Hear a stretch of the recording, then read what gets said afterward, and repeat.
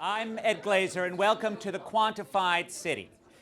We have a great hour and a half here, and we're going to talk about the ways in which new data, new measurement interacts with urban life and changes the functioning of cities.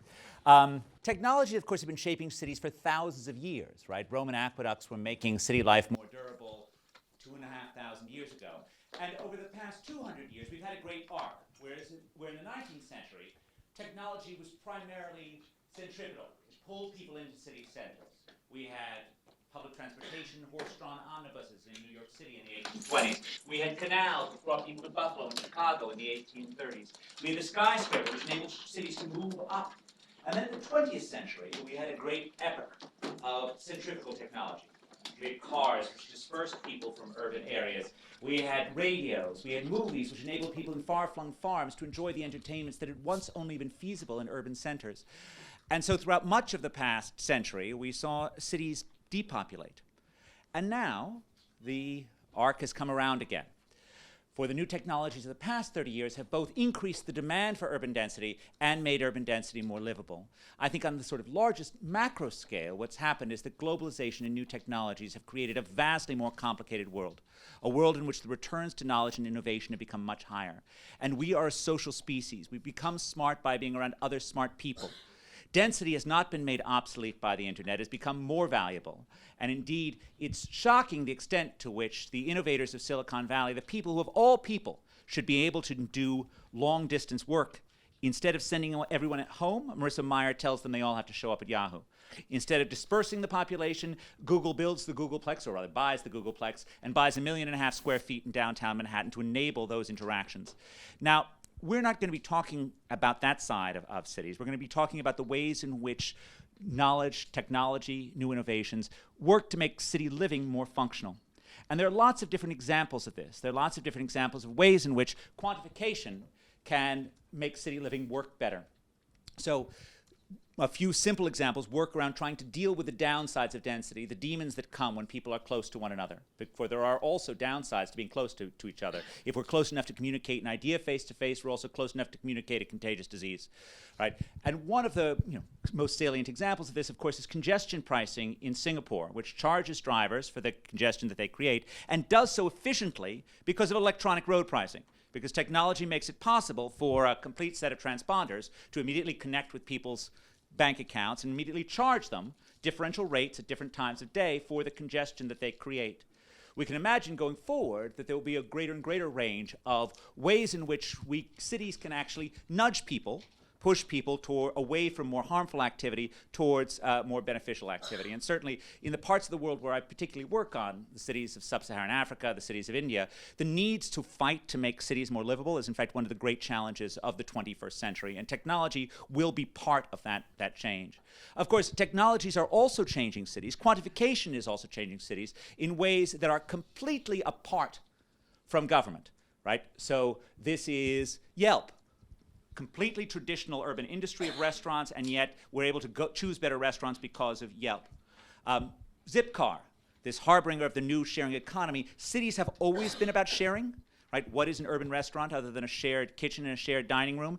And yet now we can share more stuff because of technology, right? Think about Zipcar in New York City in 1976 when I was growing up. What would happen if you had this attempt to do the thing? Well, you'd go to Times Square to pick up your car, and there'd be like a dead body in the trunk, right? And it'd be really bad because you wouldn't know who put the dead body there. Now, thanks to technology, we'd know who put the dead body there. And that's, as a result, we can share more stuff.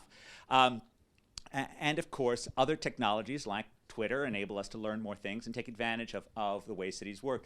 Uber enables urban labor markets, which have always existed, to become more denser and to operate in real time.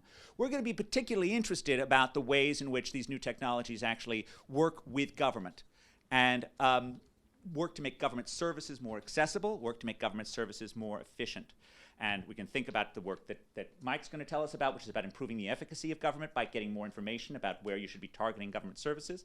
But there are other forms of new technology, like the free flow of data from public transit that enable you to use buses more efficiently, because when you know that the bus is going to show up. I think in some sense, one of the areas where it's least clear, where the frontier is the use of technology to actually grade governments and to actually enable citizens to become better customers for their urban services. So with no more introduction, let me introduce, with no more stuff for me, let me introduce the panel. We're going to start with Mike Luca, who's going to be talking, as I said, about targeting city services and the use of new technology for doing that. Then we're going to have Julia Lane talking about big data, which really means just, the fact that I'm using that phrase means I really don't know what the heck she's going to talk about.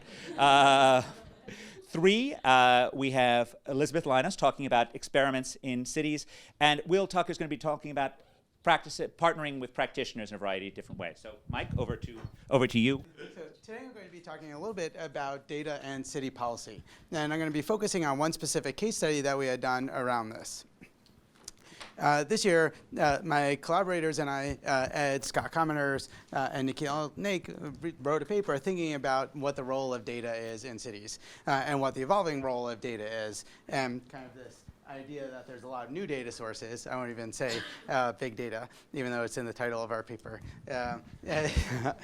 New data sources and how cities should be using it. And essentially what we focused on is trying to figure out what are the types of data that are becoming available and what are the types of things that a city can do with this data once they have access to it. And we categorize data into 3 types of things. We've got open, and essentially what this means is digitized government records, things that were sitting on some shelf in the city and now are easier to access and easier to use because they're in a machine-readable format.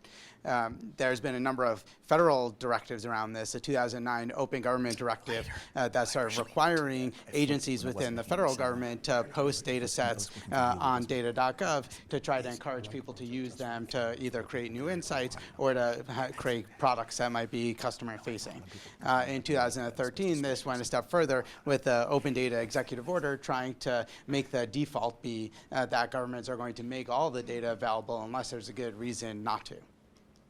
Second flavor of data that's become increasingly prevalent over the last decade has been what I think about as digital exhaust. So kind of think about Facebook posts, tweets, Yelp reviews, Google searches, data that's coming from the internet that previously wouldn't have been observed. So the kinds of things that you're thinking about or searching for that previously didn't exist, but now gives us new ways to incorporate data into the analyses we're doing.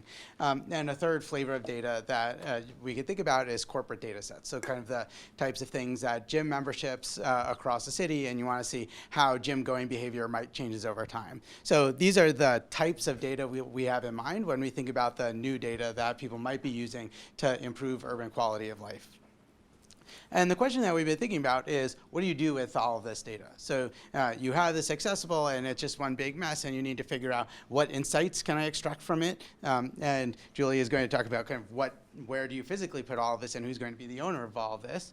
And what I want to do is give just a case study that highlights some of the uses of open data and digital exhaust, and in particular merging different data sets together to yield new insights for a city.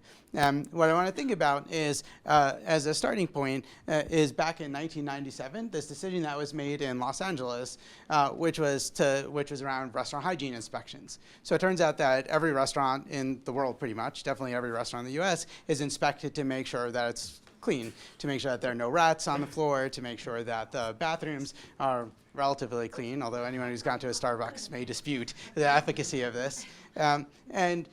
What they did in LA is these health inspectors said, why don't we take this data and create scores for restaurants and stick them on the doors and see how that's going to affect market decisions about where to go and how clean to be. And it turns out that posting led to higher scores. And it wasn't just that the inspectors now felt like they needed to collude with restaurants, because it also led to lower rates of foodborne illnesses. And there's a paper about this back in 2003 that essentially argued that disclosure is a way to improve product quality and improve efficiency of the market. And this, since then, has become a seminal example, not just of kind of hygiene posting as a disclosure example, but of disclosure in general and how this might affect a market setting. So a big success story of disclosure. Fast forward to 2010, New York City became one of only a handful of US cities to have a full disclosure policy where they started requiring grades to be posted on doors. And a lot changed in between between 1997 and 2010. And one thing that really stuck out to me is it was pretty hard to get cities to opt into this process, in part because there have been interest groups in the restaurant industry organizing to prevent this type of disclosure on doors. It required a lot of involvement from the restaurants, and they need to be actively involved in posting.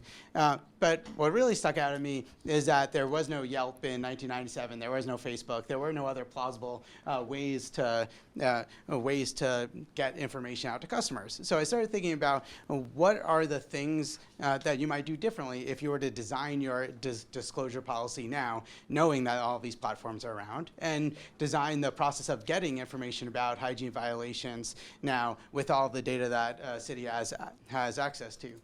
So what we've been working on for the last couple of years now is trying to create a two-way street between policymakers and digital platforms. We're specifically interested in the Yelp platform and in this disclosure problem, but I'll talk a little bit at the end about how this generalizes to a bunch of other contexts. But thinking about what you could do if you have Yelp as a platform for a disclosure, one, this gives you the ability to have more data-driven design of disclosure. Who's to say kind of what the right way to present a letter grade is on a door, but seeing it online allows you to see who's actually clicking on it and how it's affecting their decisions at the end. It also gives you greater reach. Thinking about having a score on the door when there's no other information source, it's pretty easy to see how that might be an efficient method of disclosure, but when people have access to Yelp, it seems like an easy way to reach customers before they're making a decision is just to put these scores directly onto Yelp where customers are already looking for information. The second part of the project has been using Yelp review text to then guide inspections. And this is kind of the two-way street part of it. So to take the things that people are writing on Yelp and say, okay, so rather than having a random inspection where you just go to whatever restaurant comes up in a thing of just a random number generator, perhaps adjusted a little bit by cuisine type, but now all of a sudden you take all of the data you have and use that to kind of guide which place is most likely to have a violation. And the basic idea there is just that inspections are typically random, although there's some variation across cities, but there's no reason that they have to be. So I got focused on this issue of hygiene inspections, partly because it's a context in which data and technology have changed, but policy has generally remained the same in this area. There was very little movement in kind of how disclosure was done and how inspections were done. And on the disclosure side, it's a market with very little information, and we know that there's some potential for disclosure to work. So we started thinking about what conditions cause posting to work. We picked consumer review websites in part because there are just a lot of them, and this is one important new source of information that improves urban quality of life, helps guide decision making, and provides a lot of new data that's structured in a way that allows you to answer these types of questions. You think about Yelp, which is the dominant restaurant review platform here, but you can also think about Angie's List, Beyond Ping, TripAdvisor, scores of others. All of these are part of the crowdsourcing movement in the sense that it's not that somebody's being paid to leave a review, it's just that people are volunteering to go write their experience at a restaurant.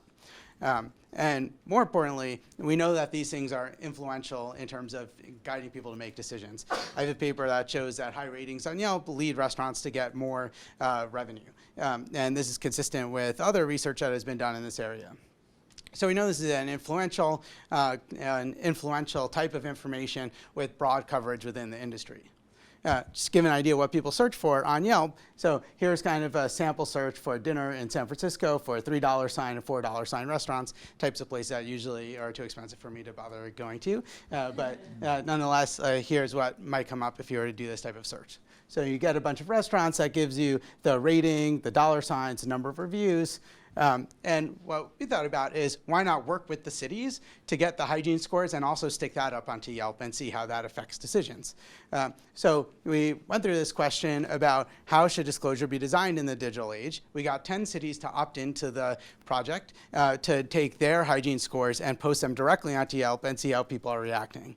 And then started. Yeah, so Yelp has been Yelp has been a great partner on the project for implementing this. And then started thinking about what would a behaviorally informed disclosure policy look like. So the first round of it looked something like this. Just take a minute and look for where you see the term health score, which is their labeling, not ours, for what the hygiene score is for the restaurant. How many people see it? Okay, so maybe like a third of people see it. So you could see though that this was kind of kind of the first attempt to say, well, what if we post it here? You could see it's right here, health score 85 out of 100, and somebody would need to see this in order to be influenced by that. If you click down on that, you get a bunch more information, and we analyzed all the results on this, and we saw that we didn't see the types of effects that you see that you had seen in the earlier posting things, and the conversation that we had based on this was, well, that's sort of predictable in the sense that this is not very salient. And one of the lessons I think is starting to emerge in disclosure design is that you have to make the right information salient at the right time. And we know that kind of on Yelp when people are making their decisions is the right time to get them, but that wasn't kind of salient enough to influence decisions. So instead we created this, and this is one of the projects I worked on last summer, which is consumer alert. So we found all the businesses that were in the bottom 5% of hygiene scores and also kind of at a low absolute threshold. And instead of getting to the restaurant's website, when you clicked on that, you got to something that said, did you know that local officials inspect food service facilities to improve food safety? Following a recent inspection, the facility received a safety rating. You could read the rest, but you could see that you have to be brave to continue going to it after this. In fact, a friend texted me shortly thereafter that I said, you saved me from going to Hong Kong Lounge 2. And I kind of responded saying, I'm not sure if I needed to save you from going to Hong Kong Lounge 2, but I'm glad. And what we saw there is that then there's been, since then, a dramatic drop in the business going to the restaurants that have the alerts coming up. So basically, having an alert leads to about a 20% drop in your business by a number of different metrics. So the lesson we wanted to take away is be careful how you design your disclosure. Think about where you're disclosing and how you're disclosing. But as I mentioned, there's a bunch of other information you could use on Yelp to create this other direction. So I won't go through all the data, but kind of the punchline that we've seen about guiding inspections is that even if you just look at hygiene scores going on the x-axis and the average Yelp rating going on the y-axis, you can see that there's a pretty strong correlation between how restaurants are doing in terms of their hygiene scores and how they're doing in terms of their Yelp rating. So the main insight there has been, why not take that data and start to create algorithms that could tell inspectors where to go? So I had a paper back in 2013 that started using text to classify these restaurants, and you could see that if you break restaurants into the cleanest half and the dirtiest half, you could correctly classify 85% of them. Since then, there have been a bunch of pilots, and Ed and I and our co-authors have been working on putting this into practice over the last year. We ran a tournament co-sponsored with Yelp with support by the city of Boston to create a Boston-specific algorithm. The punchline of this has been that we got a bunch of people to sign up, a bunch of algorithms. Some of them were similar to the one we developed in the earlier paper, some were different, but we found that the top algorithms are pretty effective. So the main insight that we've seen so far is that Boston could catch the same number of violations with 40% fewer inspections just by creating this type of algorithm, taking the data that they already have at their hand to target their inspections rather than doing random. And where we are in that right now is we completed a trial to verify these results, and we have ongoing implementation, thinking about now you have this basic insight, you have the algorithm, what do you need to do to create a lasting partnership between a place like Yelp and a place like the city of Boston to have this in an ongoing process. The design lessons that we have for this are essentially thinking about things like cities could do a data audit, thinking about what types of internal and external data that they have access to. For prediction tasks, people could think about why data. So is there different types of data that's uncorrelated that might inform or increase the predictive power of your algorithm? Diverse data, things that have different sources. All of these are going to increase your ability to create this type of algorithm. One of the things we notice is being explicit about your policy goals. So it turns out that we all kind of know what the hard goal is, catch as many restaurants as possible, but you could also think about a number of soft goals, such as, oh, I don't want to disproportionately affect one neighborhood over another neighborhood. Unlike humans who kind of implicitly get these goals, algorithms don't. So being very explicit about what your goals are is going to increase the quality of the ultimate algorithm that you're implementing. And finally, just if you're a city thinking about how to use data, you could just identify sets of prediction problems and think about what some of your barriers to implementation might be. So kind of the thing that we take away from this project is that we're living in this world of data, a bunch of interesting things you could do with it. We've got this digital exhaust, corporate data, open data from governments. It has the ability to transform city policy, but one of the things you noticed here is we kind of intentionally picked the simplest type of problem possible, something very uncontroversial. Let's target restaurants and let's get information about cleanliness. And we already saw a bunch of nuance into how do you design this type of disclosure policy. So we had simple objectives, we had clean data, we knew exactly what we were looking for. And for us, the lesson is really that this is right for design interventions. By kind of going in and looking at the platform, finding the right time and the right data sets, you could improve information collection and improve the allocation of scarce resources. So, wonderful. Thank you. Now, while Julia is getting up, I want to take, yes, absolutely, you're doing the right thing. Take a break, go to seats. Go to seats, take seats, be comfortable while Julia, go ahead and get ready. Just take your seats, take a breath, and great. No, it does. It's for the recording. It's fine. I've been so even though it's like a ghost whisperer thing. It's Okay, I can do it. Okay, so I am going to talk pretty much not about behavioral science and any projects that we're working on. What I'm going to talk about is putting a data infrastructure together to do better, I guess, social science analysis using the types of data that Mike and others have been talking about. So here are the key ideas I want you to take home. Is we've got massive amounts of these new types of data and new types of techniques and so on. So there's a whole new scale of questions that can get answered. And we've got new sources. So there's a different set of technical challenges, right? So the whole set of skills that we're going to have to use to analyze the data are different. And so when this has happened in other sciences, they built major research infrastructures. So I was at NSF, I saw the physicists build, data infrastructures to handle the massive amounts of data that came in from telescopes. You see it from life sciences. And what I'm going to argue here is that we're now at a scale in social science in which social scientists, and behavioral science is part of social sciences, we need to build data infrastructures that are of a scale that matches the big science that's done in other fields. So I'm going to give you the context. I'm going to talk a little bit about the scale. And then I'm going to talk about, it's not enough just to say, well, I'm going to build an infrastructure.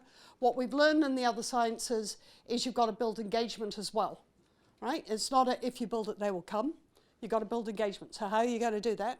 And then what kind of next steps might the community think about? So here's the context.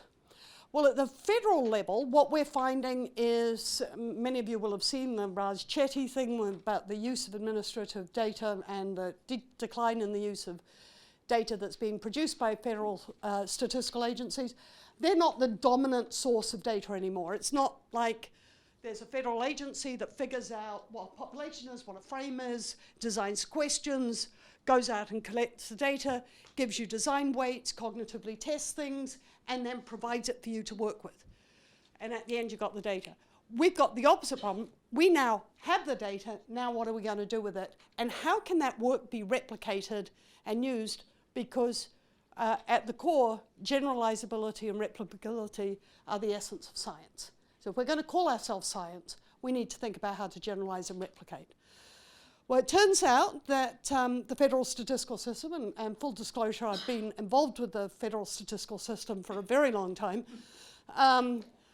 the part of the recognition has come that the federal agencies need to engage more, both at the federal level and at the state and local level, with making use of the data. This is a one-off, but with any luck it'll be included. But the goal is to use many different types of data for policy interventions. And of course you'll recognize that gentleman there.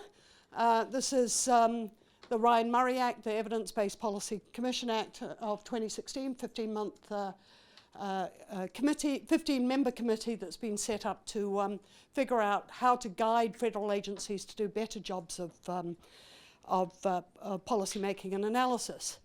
And of course, you know, at the city and state level, there's been massive amounts of investments in cities creating data. There was a PCAST report that made lots of suggestions about how to handle the Internet of Things, and all this massive amount of information that's coming down the pike.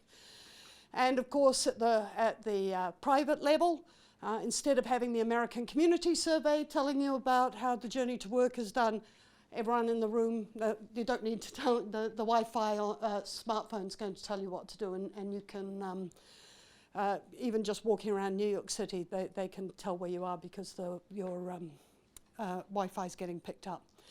And so, of course, lots of universities have been picking up on this as well. Harvard and MIT obviously have been. University of Chicago, which I work most closely, have streamed a lot of this open data, made it available to people to work with, and of course my home institution of NYU has a Center for Urban Science and Progress. So that's the context, and let me convince you a little bit about the scale. I want to argue that the scale of data has changed massively from even 10 or 15 years ago. And so what that means is you can have massive amounts of data, but what we have to do is we have to stop and think about what we're doing, right? I work a lot with computer scientists, and there's this, I hope there aren't any in the room, but I'll insult them anyway. It's like, oh, look at all this data we can push it together, and then look at these correlations. Isn't this interesting, right? So, you know, and the problem is you've got chief data officers in every city, or in lots of cities, but you don't have chief statisticians, right? And so that's a problem, because then what they're going to do, and they know it's a problem, the computer scientists are aware that you need the social scientists again, because you want to answer questions like this. What are we measuring? What's the question? How are we measuring it? What are we missing? How can we draw inference? How are we protecting human subjects? Can't just put New York Taxi Commission data out and people get re-identified in ways you probably don't want to know. And what's the value proposition, right? And so there's a paradigm shift in the scale of data. There's a paradigm shift in the scale of users. So again, it's not just academic social scientists who get the data and present the data to the world at large. There's citizen scientists, there's computer scientists, there's private industry that are generating lots of information, and increasingly government agency staff. And of course, there's a paradigm shift in the scale of uses. It's not just social scientists doing a report and saying, well, the effect of it is X and Y. You're actually getting it used for operations management in cities. So let me give you an example of a city that I'm not going to mention. Take a look. They take pictures of license plates outside mosques, right? And track where those people go and use it. And there may be misprediction in the inference that's done, because you could do lots of stuff with data that is just lying out there. So how's this been handled in other fields? Well, major research instrumentation. So that's what I'm going to argue is what we want here. Presents a bunch of challenges, right? This is not just I'm going to run a bunch of data together and put it on my laptop and do some analysis. We've got real issues with curation, documentation, provenance, version control, integrating data from a wide variety of different sources. So just doing a Stata merge and looking at 1, 2, and 3 isn't going to do it anymore. So figuring out, instead of getting 1,200 data sets vomited out at you from the open data sets, how you're going to find them, how you're going to handle privacy and concern, how you're going to do data hygiene. All of these things are large-scale big data science problems.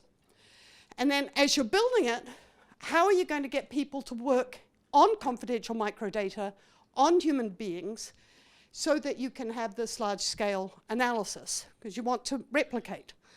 Well, I'm going to tell you, the way to get people to engage is not by building a data dungeon that people have to go to. Remember, I work closely with the Census Bureau. So that we do not want to build a data dungeon, right? What we want to do is to think about a situation like Amazon.com, and Charlie Catlett calls this Julia's on. Where it comes in and it says, Mike, here you are, last time you came in, here are the data sets you used, here's the information that was used, here are other people that are working with you. This is Charlie's.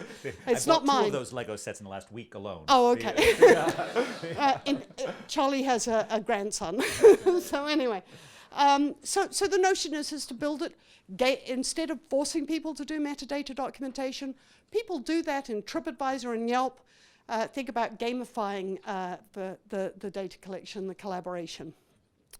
And building a data infrastructure that is interoperable and common, that you can compare across cities, interact with the statistical agencies and so on.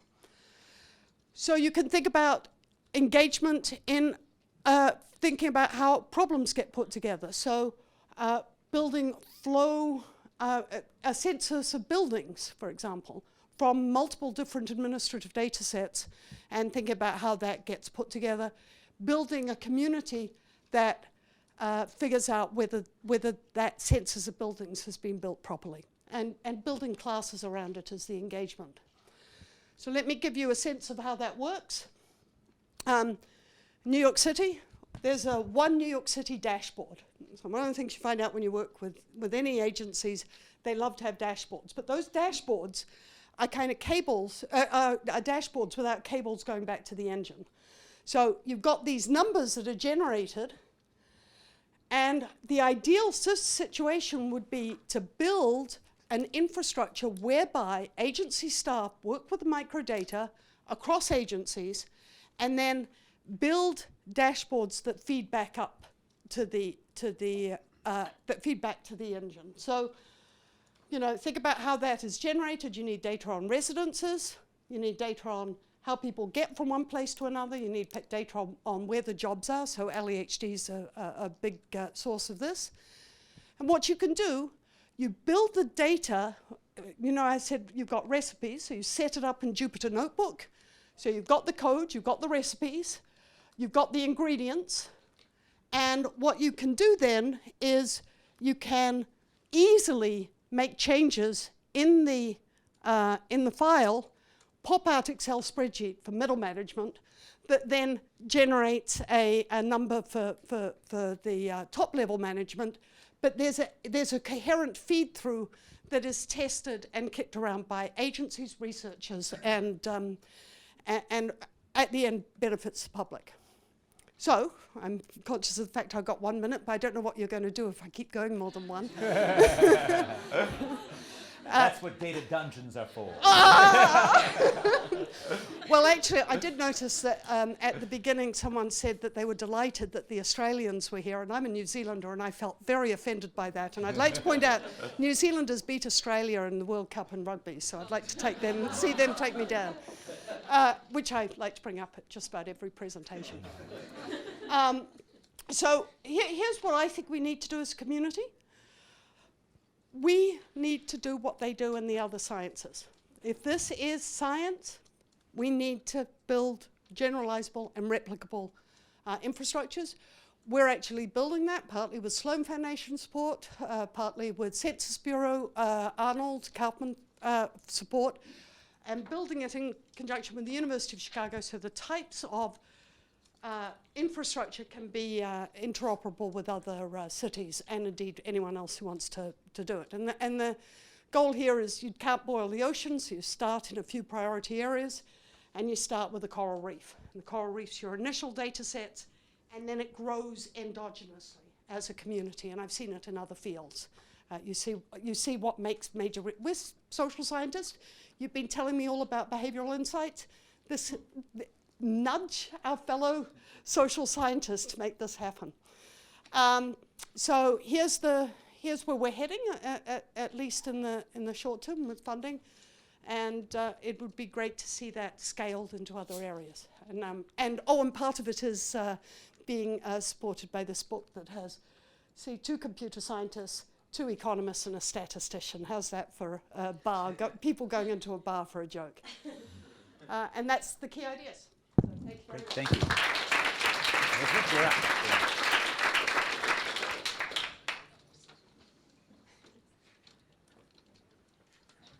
Hi, everyone. I'm Elizabeth Linos, and following Julia's lead, I would like to say that I'm from Greece, and in 2004, we won the Euro Cup. That's all we have. I'm just saying, that was our claim to fame. Nothing has happened since then. So I work for the Behavioral Insights team in North America, and I'm really excited to tell you a little bit about the work we've been doing since August. I realize I don't have a clicker. So BIT North America started last August, and our work has been primarily focused on cities. The good news is there are a lot of cities excited to do experimentation. And to be quite honest, I wasn't sure that we'd get this level of engagement and this level of passion. But as you can see, we've been working across the US with mid-sized cities through the What Works Cities program. And really, people are asking us how to do more experimentation.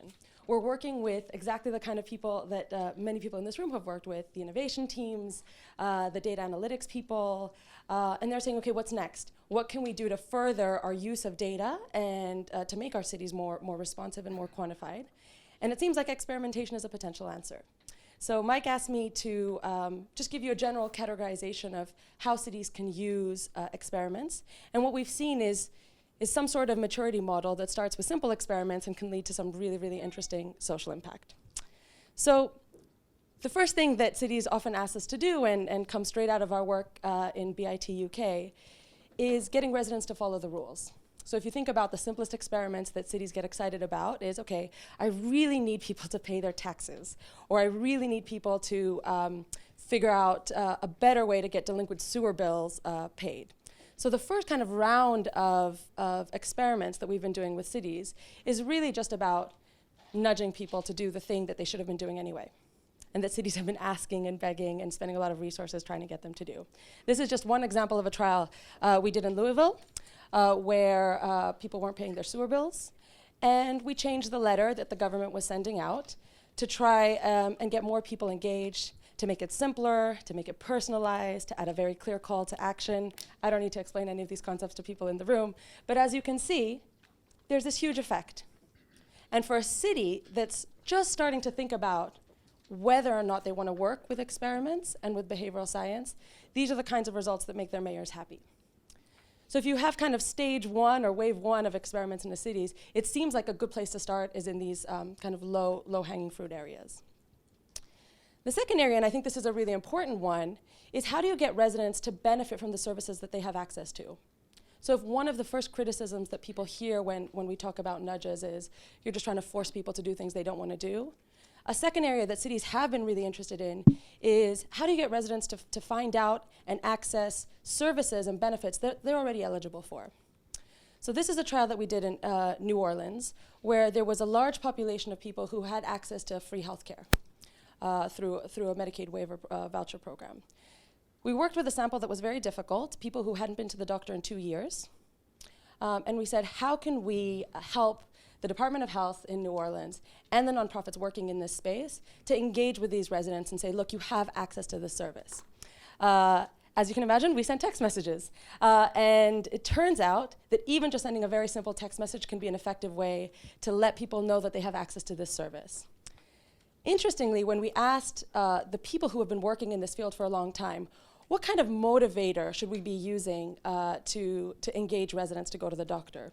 Almost everyone said, talk about the prosociality of it. So make it about serving others, make it about serving their children. And this is very common across all government departments that we've worked.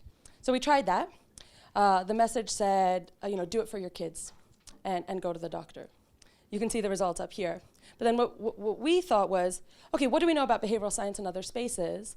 And what really gets people to change their behavior? And drawing on some insights that we had from work in London, we said, will you also let us test a message that says, you've been specially selected to get this free doctor's appointment, which is true. This was an eligible population that was specifically selected to have access.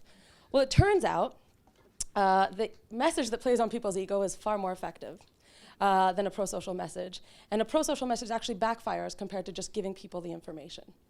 I mentioned this trial not because, the results are particularly interesting, but because of what it caused. So New Orleans said something that we're incredibly excited about. Wow, we really don't know what works in our messaging. Can we continue to test after this? So what they've been doing after we stopped this trial is testing new messages. And we found that another message that focuses on cost isn't effective, that the ego message really seems to be the winning message. But they've created an infrastructure that allows them to do this type of testing and this type of messaging for all types of services that they had put out for their residents, but eligible residents weren't using. The third category, and this is where we start getting into interesting territory for cities, is fixing the interaction between residents and their governments. So if you think about kind of the first wave of behavioral science being about governments doing things to citizens or to residents, now cities are asking us, how can we improve the interaction between citizens or residents and governments, which could mean things like, you know, when a police officer stops someone on the street, how can we make that interaction more pleasurable? Or in this example, how can we make, pleasurable is definitely the wrong word, less deadly, that's another word. But for this example, we've talked about something that's even potentially more painful for some people, which is going to the DMV. So a lot of times governments are trying to innovate. They have amazing innovation teams that are switching services, switching processes, putting everything online, and people still go to the damn DMV. So what they asked us to do in this trial in Denver was get people to switch their behavior and use and engage with government and with government services on a totally different platform. Turns out again, in another trial, messages that talk about going green and going paperless are not effective. Messages that tell you that you're losing time and wasting your life waiting in a line in the DMV are incredibly effective, turns out. In this trial, what we wanted to test was, how do you get people to actually spend the time to write down their implementation intentions, figure out what is the exact behavioral mechanism that helps you get all the papers together that you need to do to be able to renew your vehicle online. And we had some really good results. Again, this is just an idea for an entire category of experiments that cities are interested in that range from those individual interactions, but also increasingly think about things like civic engagement. How do you get people outside of town hall or town hall meetings to engage with their representatives, with a complaint system, with a system that allows for co-creating of ideas or co-designing new projects. And again, we see that there's more and more interest in that space. The fourth area is one that I'm going to say over and over again is the next wave of behavioral science. I feel like if I say it enough, we'll all agree that that's the case. How do you think about fixing government services internally? So we get asked this all the time. It's all well and good that you're trying to get other people to do things, but if you're working as the chief data scientist, for example, and you need people to just share their data with you, or to fill out the form, or to participate in whatever activity needs to happen for that, for those silos to be separated and to create that infrastructure, the answer again might be behavioral science. The answers on everything that we do with residents could change how we look at civil servants internally. Now, the first round of work that we've done in this space is really about who is selecting into government, who are the civil servants that we're recruiting, and one of the first areas in that space is around police recruitment. We've had a lot of cities ask us how to fulfill a commitment by their mayors to have a more diverse workforce, and specifically a more diverse police force. And what we found is that, again, the typical approach that has been used in cities focuses on pro-sociality, focuses on trying to serve the community. And so all the messaging that is going out to try to recruit new people and different people and people of color to the police have the same message. The basic message says, come serve your community, come be a part of the solution, this is your calling. Well, it turns out that when we ran this trial in Chattanooga, Tennessee, messages that talk about other job attributes are incredibly effective. So messages that say, actually this job is incredibly challenging, are more effective at getting new and different people to apply to the police. And if you look at, oops, I went the wrong way. And if you look at people of color specifically, again, the messages that people thought were appropriate were no different than the control at getting people to apply to the police. Messages that talk about a career and skills development and the challenge of the job are particularly effective at recruiting new people. Now again, this is just an example of the first area that we've been looking at for how to change who we think of as your government workforce. But I'm really excited to do more work in this space. The kind of bonus meta category, which we haven't solved yet, but hopefully we'll discuss in today's Q&A, is how to get those cities that aren't interested in experimentation to care, both about data and about experiments and about using the data that they already have. And I'm sure you've all seen the Bit East framework before, but this is how we've started thinking about it. If anybody should know that just giving people information isn't going to get them to change their behavior, it should be everyone in this room. So we've been thinking quite seriously about how do you actually get cities to think it is in their interest, to think it is easy, to make it socially appropriate to use data and experimentation. So on the easy side, we're trying to convince people that they have all the data available to do experiments.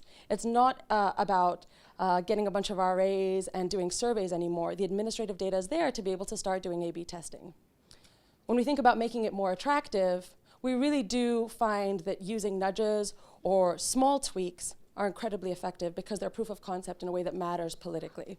But of course, once you've convinced someone that they can do a small RCT or a small experiment on something as simple as an A/B test, we can then start talking about broader and larger scale randomized control trials that some of the more advanced cities are doing.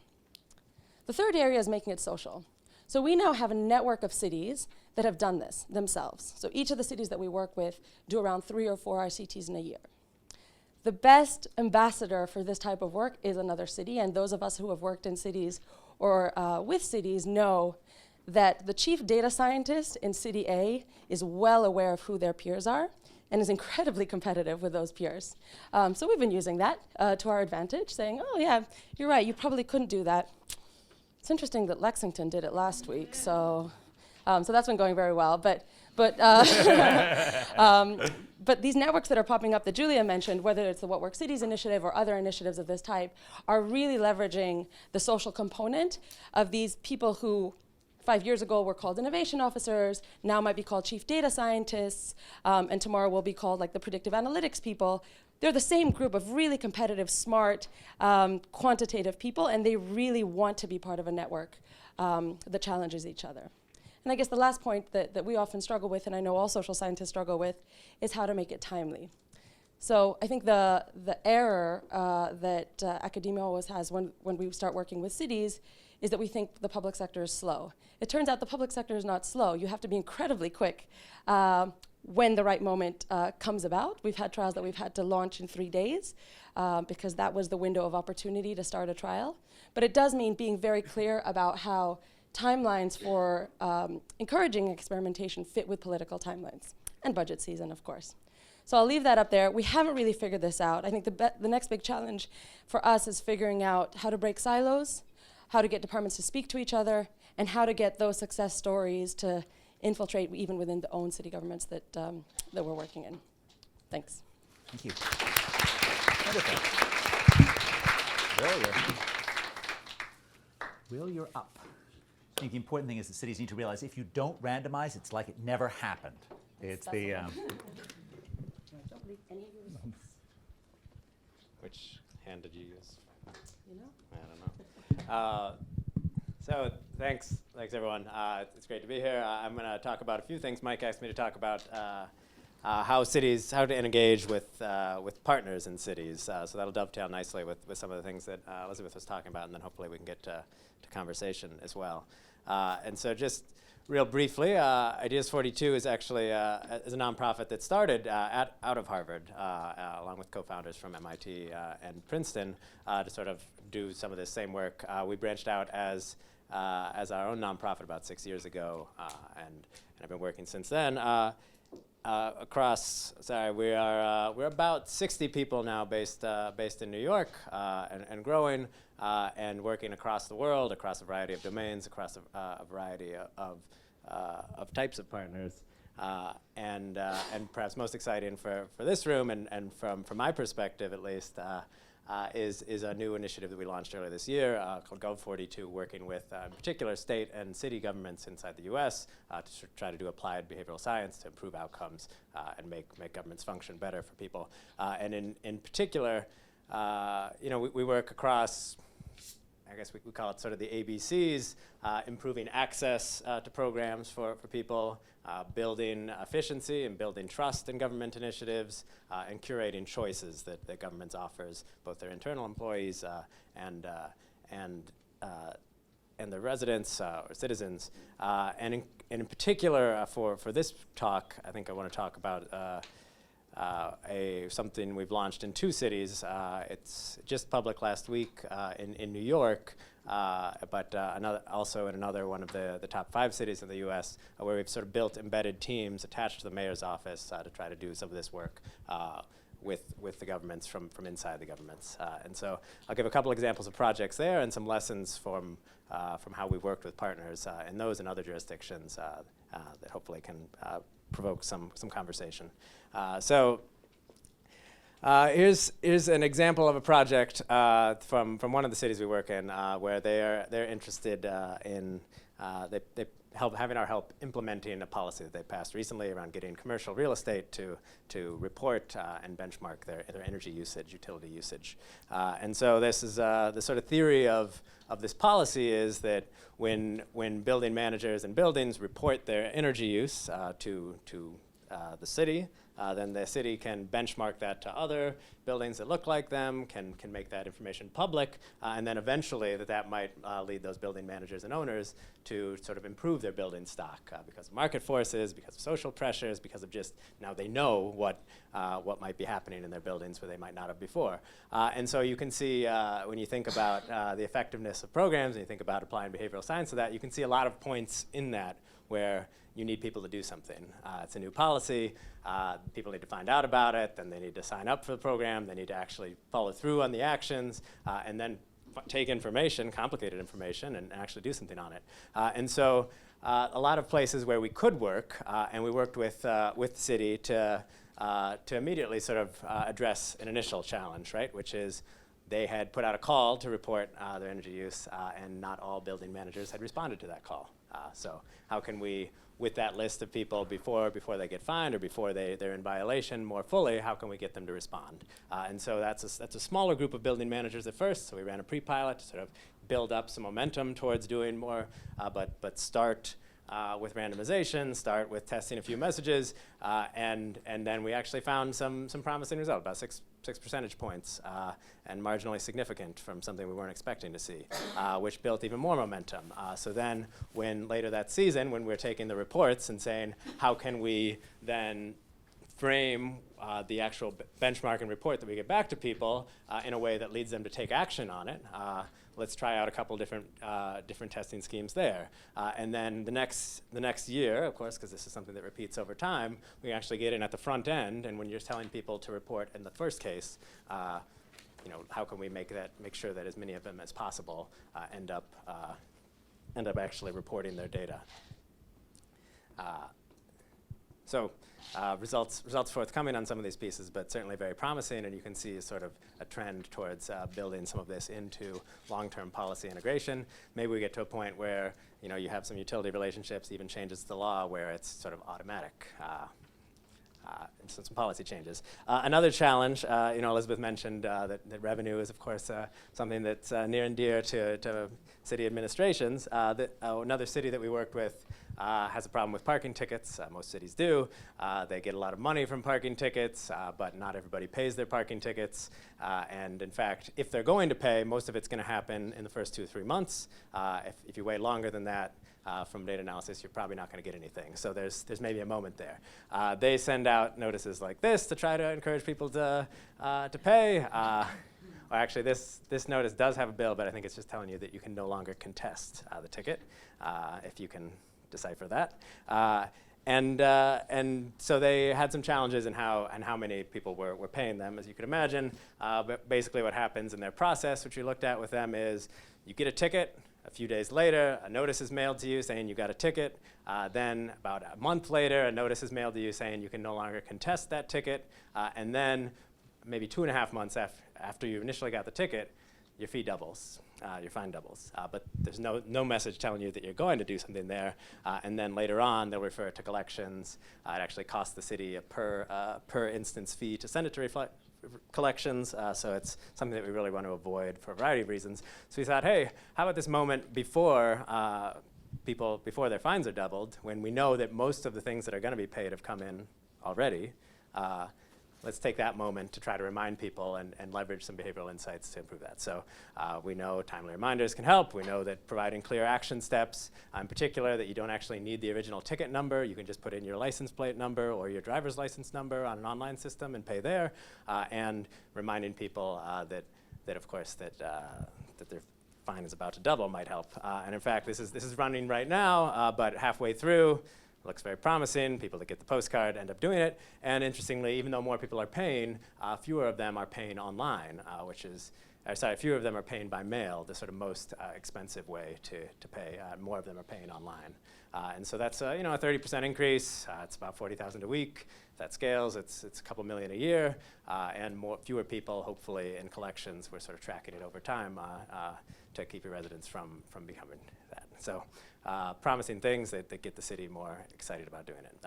And then across a whole host of other policy areas, sort of similar projects working in those cities and other places to try and improve some of those ABCs, getting access, building efficiency and trust, and curating choices that work for people.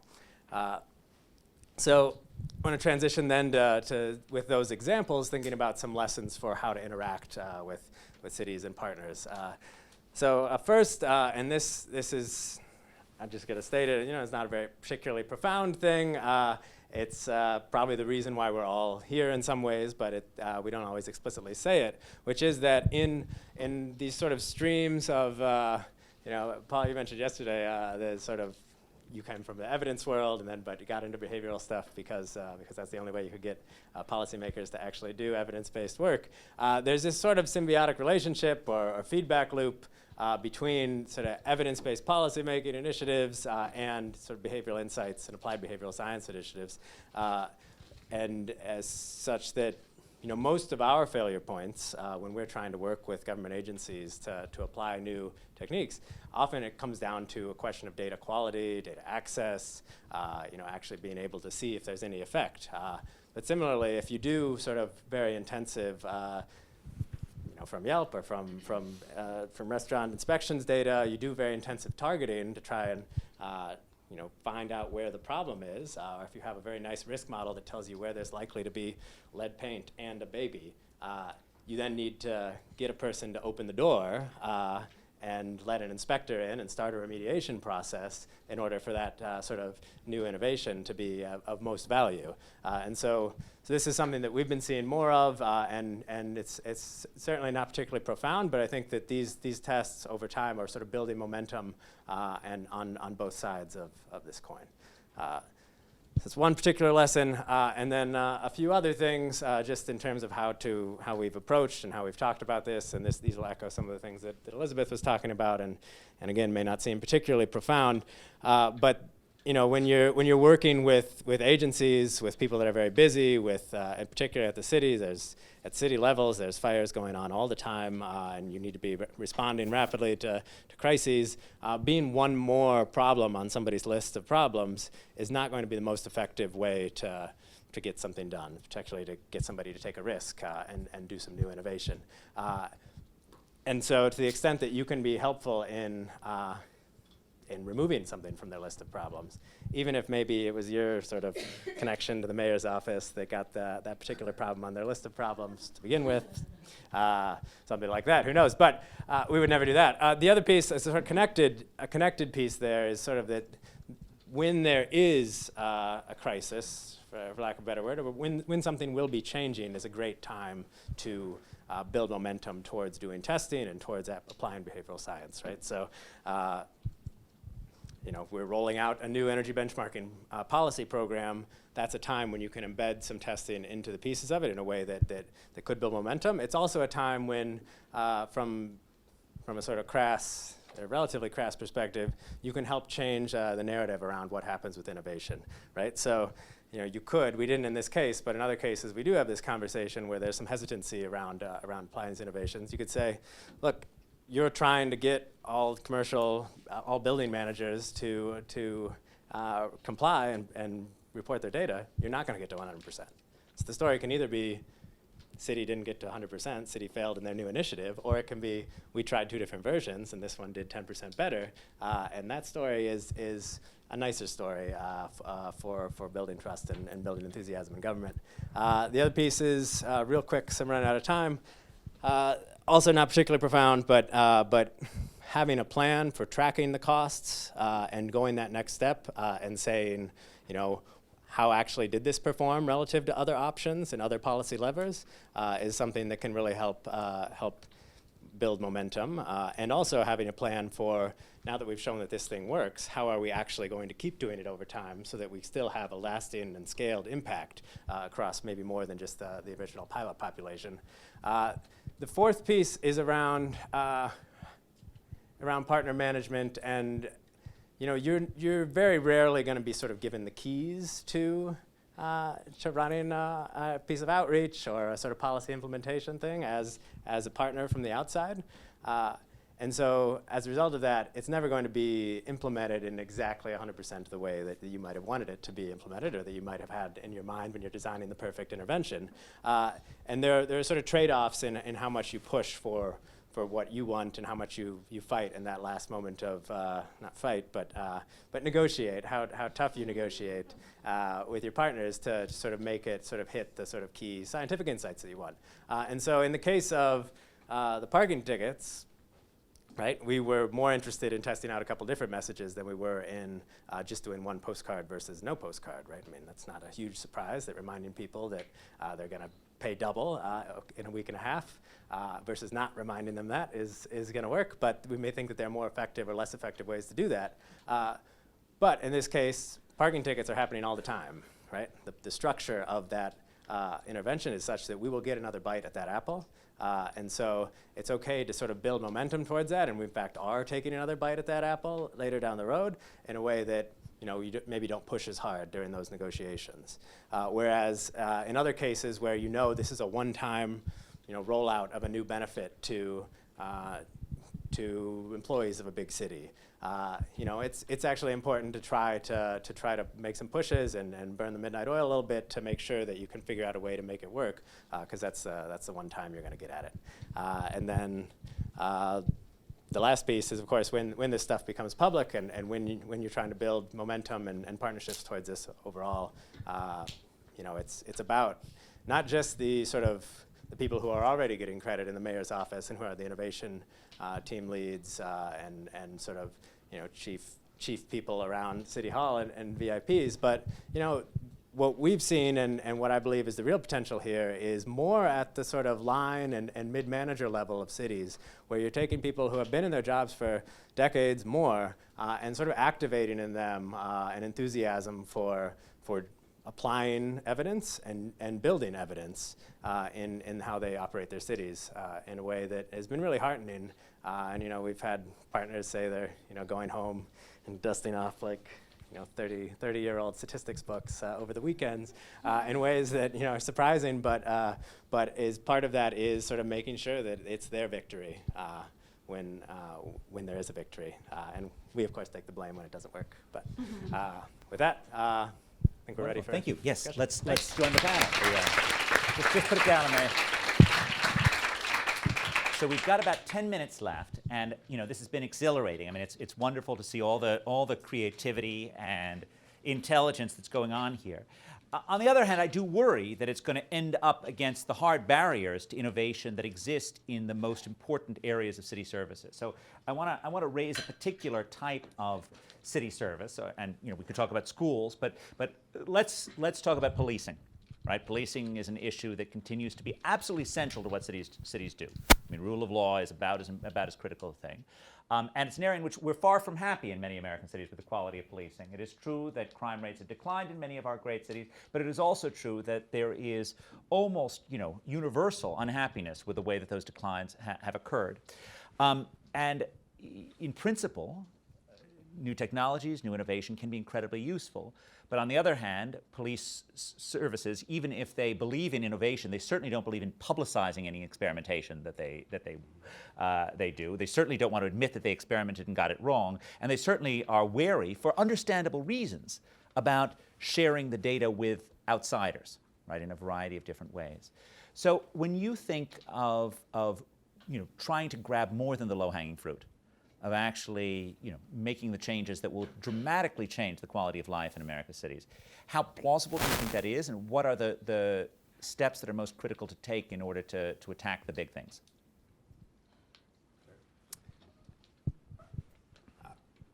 Yeah, well, I'd say it's a question that resonates for me and for Ideas 42. Criminal justice and public safety is sort of one of our core domain areas. It's one that's very important to us. It's one that we've tried and failed to do some innovative things on, and not failed as quickly as I might have liked in a couple cases for some of the reasons that you mentioned.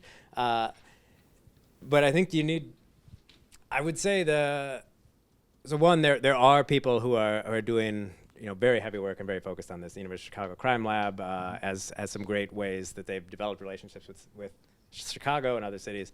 I don't want to say that they're solving the problem in Chicago, of course, but that was an inappropriate joke.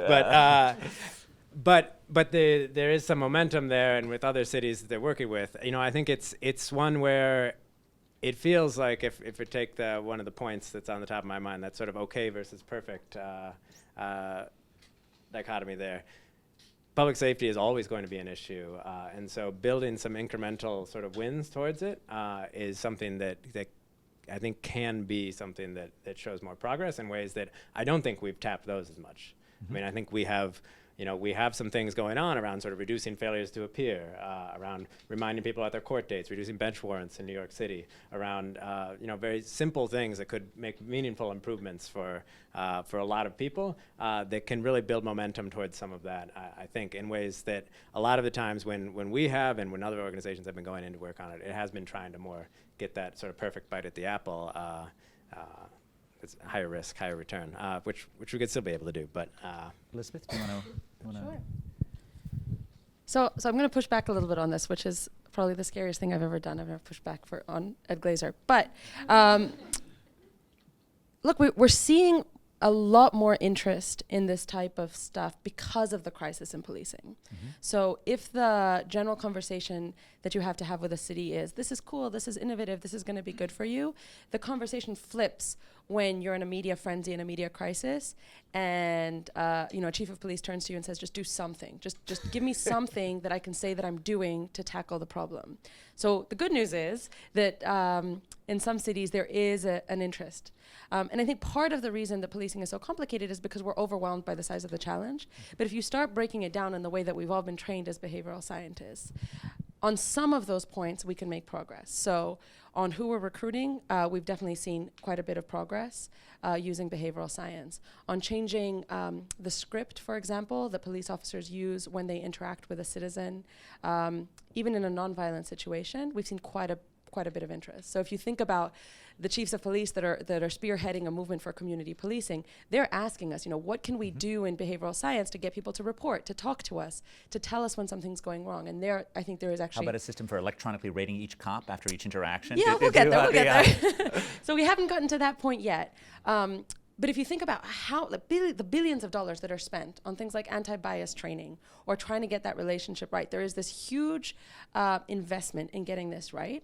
And if we don't try to tackle it at that level and start playing with, okay, you're doing training, should we be doing a standard anti-bias training, or should we be thinking about growth mindsets? Should we be thinking about, what tools we're giving police officers so that they're motivated in their day, or so that they can support each other? There are, I think, smaller tweaks that we can do that are going to show progress.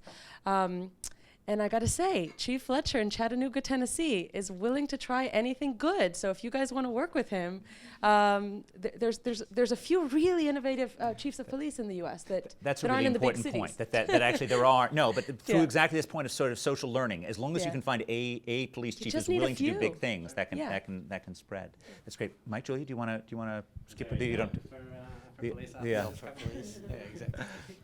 And so I kind of agree with what you're saying, that there's been there has been some progress made, especially on the behavioral science front. So kind of breaking the two parts of the discussion into kind of the experiments, behavioral components, and the data science-y prediction and algorithms type stuff. There's been a lot of, so there's been a growing amount of both. It turns out it's very easy to predict who the bad police officers are going to be, for example. So now I think it's kind of at the stage where they're trying to figure out, now that you could start to identify people, what are the sets of things that you would layer on. So there's a handful of other easy prediction problems that you could think about, like kind of predicting recidivism is not a difficult empirical exercise if you have the right sets of data.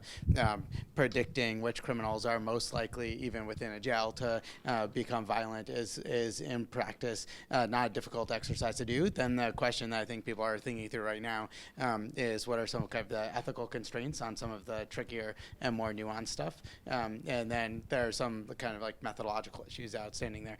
But in contrast with like kind of allocating inspectors, say if you wanted to allocate people in Rikers Island into max security, like it's a little bit like there's more binding constraints that I think people are thinking about. On the behavioral front, I think there's been a lot of great interventions, some of the crime lab stuff, some of the stuff that you've been working on. That's about it. Also, I know almost nothing about criminal justice, but that's not going to stop me from saying something, right? Because I'm an economist. Right? So the one thing that's been really interesting about getting into this area is that criminal justice does seem to have come to the top of the list of issues, right? So everyone that we've talked to has said criminal. And in talking to both the Bureau of Justice Statistics in New York City and the Census Bureau, which is working closely with BJS and so on, what struck me is that there is the criminal justice system in the United States is so complicated that it's almost impossible to trace the path of an individual as they touch different parts of the justice system, because it's state, it's city, it's local, it's federal, and none of these talk to each other. So, and of course, they don't talk to the schools data, and they don't talk to the health data, and it's completely siloed. Right. So you know, to the extent that crimes are committed by criminals, that there's a human element in that, building that kind of infrastructure where you can trace the conditions and the networks of individuals over time would seem to be step one to addressing large-scale problems. That's great. Now, I think we have time. I'm going to ask for a round of questions from the audience with this. So we're going to do 3 questions from the audience, and then turn it over to the panel to each give a response to whatever of the questions you feel like. So. I have a question for Mike about using predictions, using data to predict, and for the case of inspections. So I've come across a lot of problems whereby we use data to do prediction, and then with the predictions, we then go treat the people who are at the low, target them, but the act of doing that actually destroys the data, because the latest wave of data that comes in, these guys have given some interventions, and suddenly the relationship disappears if you are successful. So how do you address this kind of problem? The correlation just goes away if you are successful. Do you want to? Sure, thanks. By the way, a tiny bit more upbeat about police. Body-worn cameras look like they're really good in their effects. We're finding. Anyway, yeah.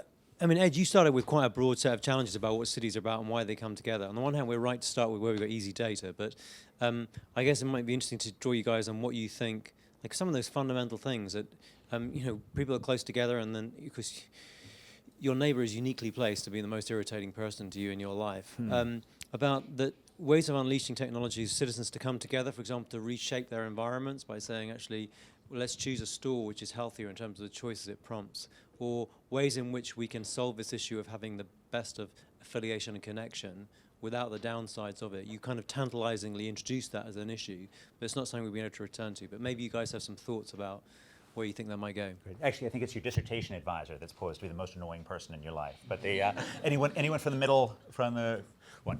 Okay. So I'm just curious how you may have convinced, or maybe they need convincing cities to treat their citizens differently. that federal, state, and local agencies, I find that's often the key barrier to experimentation, the idea of treating people differently. Messaging, fine, but beyond messaging, that always seems to be a barrier. Sure, but it's worthwhile emphasizing, if you've got a finite number of things, then randomization is not just good science, it's also fairness. That in fact, it's a matter of social justice that we have to randomize. Okay, one last one. So this one is to Elizabeth. So I wanted to ask you about the challenges of working with populations as perhaps poor and disadvantaged as the one that you work with in New Orleans. So I noticed the very, very low response rates, even to the texting messages. So when you compare conditions, these are relatively huge effect, but overall, these are so small. So if that got you thinking about specific challenges about these populations, and how do you think of addressing them? Wonderful. So why don't we respond in whatever order? Maybe Elizabeth, you'll go first, as the last question was to you, and then everyone on the panel has a chance to. Sure.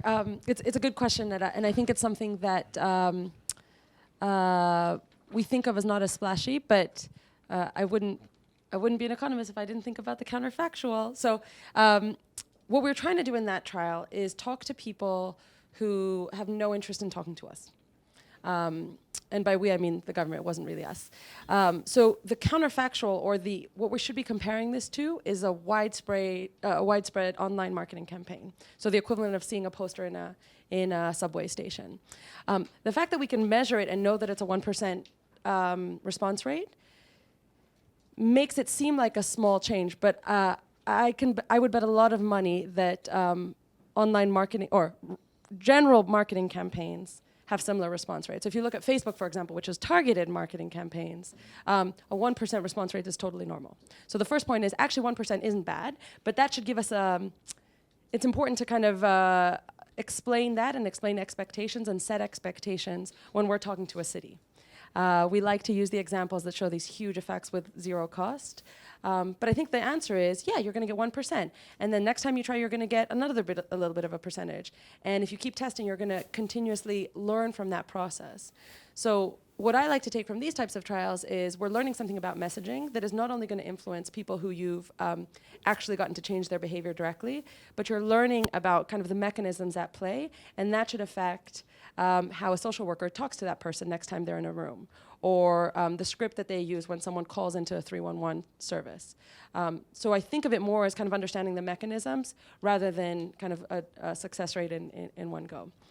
I want to go to Julia next, and she went last on the anything you want to respond to at all, from any of the questions that you heard. Well, I think, ripping off what Elizabeth said, I think that's why it's because so much of the work that's done here is only looking at a particular subgroup, and it's very difficult to establish the counterfactual.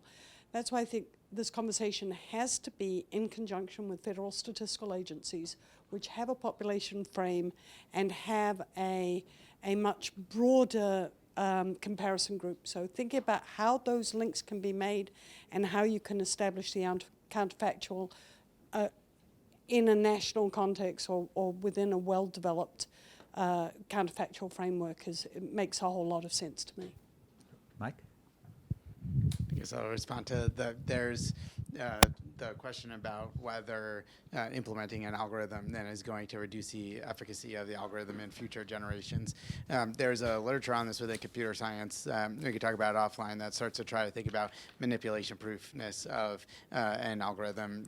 So there are technical solutions to this, and in practice, a lot of people just kind of re-optimize algorithms that think about which types of variables are more manipulable than others by somebody. There's an analog in incentive theory as well, kind of on what people refer to as performance metric degradation, where you just kind of say, oh, you're measuring this thing, but once you start paying on it, like if you start paying teachers for test scores, are they going to start to manipulate test scores?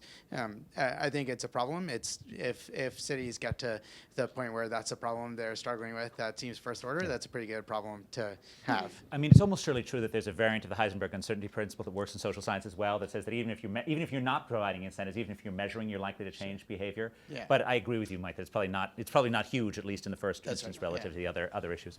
Will, for the Sure, I'll try to hit a couple real quick. The question up there, 1% to 2% is great. I don't believe it's the ceiling. It's not good enough. We got to do better. The question in the back, we don't lead usually with we would like to do a randomized controlled trial on your residents and treat them differently. We try not to bring that up until at least the second date, but instead sort of meet people where they are. Right? We're not trying to just preach to the converted that already want to do RCTs. We're trying to bring people along that want to do better in their jobs and want to do better for the residents of their city. And so talking about that and working through that is the way that we've seen has been effective, and making it easy and all of the rest. Actually, that point suggests that for those of us who are not on the front lines of randomization, the more that you can actually act as if randomization is a norm, right, it's something that they should be doing, the better off you are, because you will turn off the person in the initiative if you're actually trying to do a project. But if you're not, then making a case for it. I don't think we have time. The question that I wanted to ask was, there is this vision of behavioral insight and data being used to discipline governments, to motivate political reform in cities, to try and teach people about how well the city government is doing. Is it possible to do that at the same time that you're partnering with the city government? I think probably the answer is no, but I'll leave that on the agenda for next time. And I hope you all join me in thanking this terrific panel.